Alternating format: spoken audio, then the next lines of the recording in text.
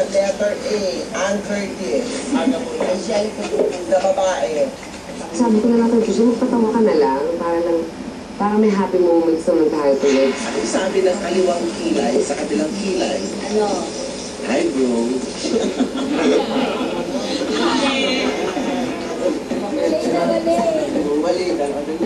Perhaps pacify the moment.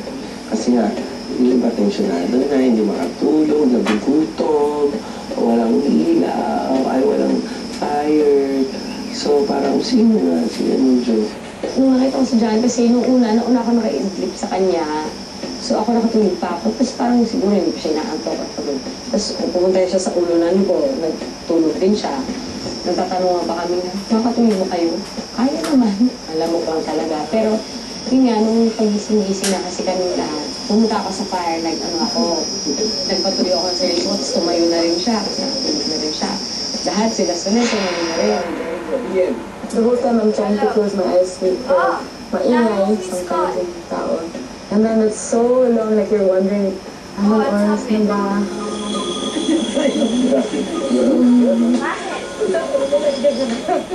Ayoko na munang humarap sa ako.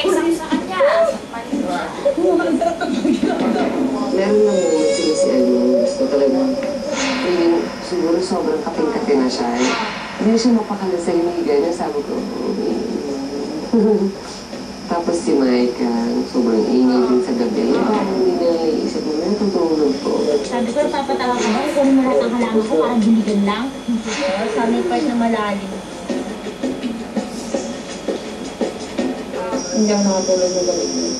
Nagbantay lang ako sa apoy, tsaka nung matay mo sobrang dami lang mo.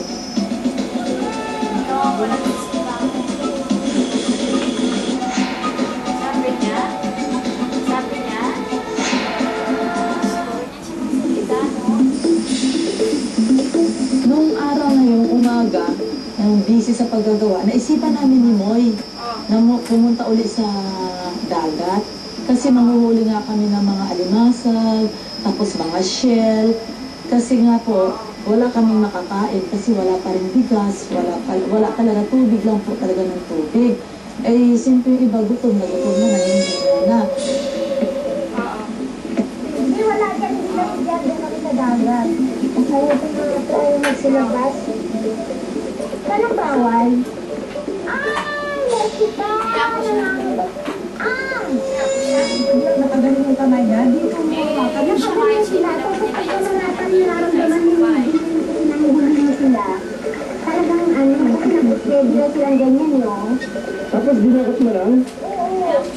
Ayun, yung iwasan mo. Oo, anan. Pag ito, mamaya ako sa ayaw. Ayun na, yung ano natin, iwasan mo.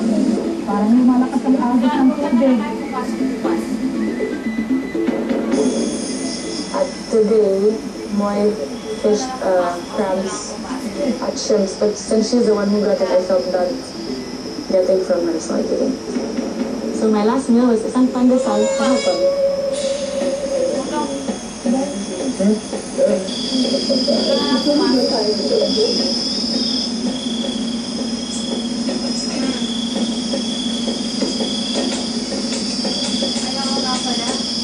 Ay, hindi na mahal kasi alos na bukas.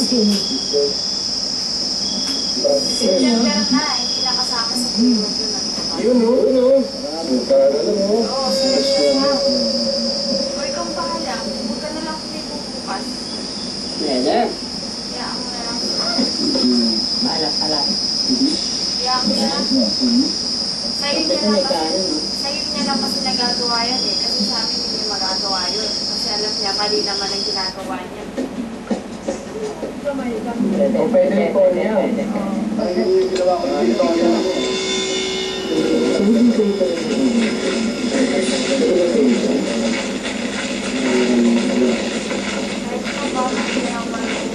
Siguro mo, kita mo si Troy. Between the lines, like doing the next lines. Okay, you guys?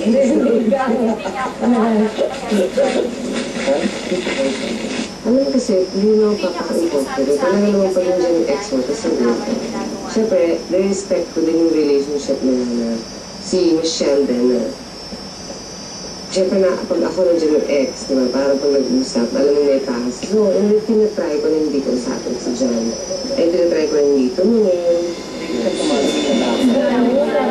akong narinig na rumors na sabi siya. And then, when we get to the press conference, there she is, and like, oh. So for me, I was thinking, I mean, what is she here for? Is she here to try and win, to try and play? Or is she here just for exposure and wasting another spot that somebody else could use? Di ba actually si Michelle? Pasat asking mo. Pasal asking mo kahapon, sabi niya, just waiting. Pasal ko yung namalayo. Kasi, yun, I'm the ex, so okay lang. Ano yun, wala na ako sa, wala ako sa eksena, sumunta na ako. Pero pag kinausap ako ng John, wala, kausapin ko siya. And then si Michelle, nag-usap kami pag kami dalawa na. And then she could try to play the flirt card. And parang she might say, okay, let's have an alliance because we were together before we know each other. And then maybe in the end of the game, parang she'll pull the carpet out from underneath me and vote me out. On my end, I don't know. I don't trust it.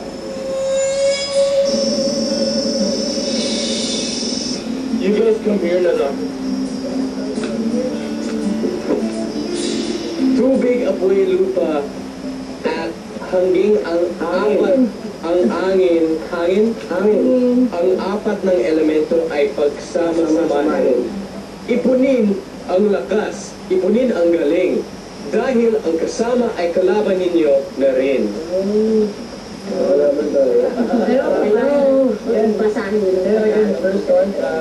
Ulitin natin, kasi nasa na maayos eh. Tubig, apoy, lupa at hangin. Ang apat na elemento ay pagsama-samahin. Ipunin ang lakas, ipunin ang galing, dahil ang kasama ay kalaban ninyo na rin. Diba kasi sila bituto lang? Ayun, yun na din. Wala mag-away-away lang doon tayo.